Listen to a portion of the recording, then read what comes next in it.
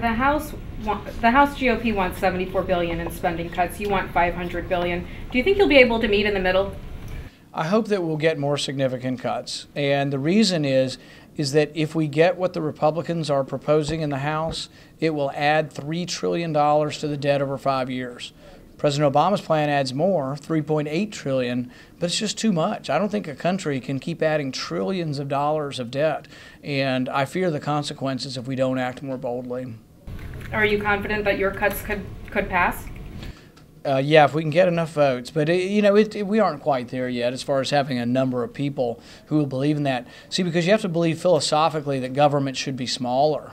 See, I think government should not be in the business of education in Washington. It should be done by the states and localities. So I believe in the Republican platform when Reagan ran, which was to get rid of the Department of Education. And that was our platform for many years, but many have abandoned that. In about 2002, 2003, the Republicans actually doubled the size of the Department of Education by passing No Child Left Behind. So some have forgotten that message or now disagree with that message. If you're only going to look at this much of the budget, they're only looking at non-military discretionary spending. That's all the president's looking at. It's all the Republicans are looking at. The president freezes it at 2010 levels and does nothing but add debt.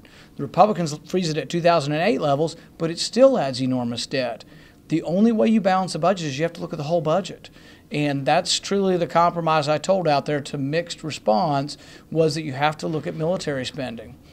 You're putting together a plan also to fix Social Security. Can you tell us about that? It's secret.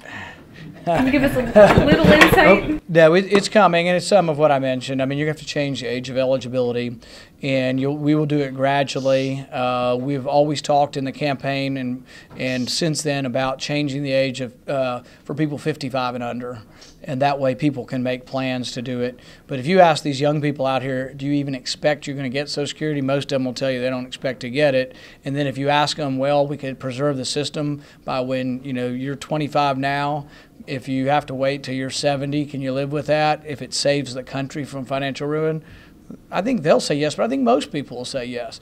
And people in Washington are very fearful of saying that because they think anybody who touches Social Security will be promptly unelected. But I even think that's untrue. I think people are ready to hear a solution.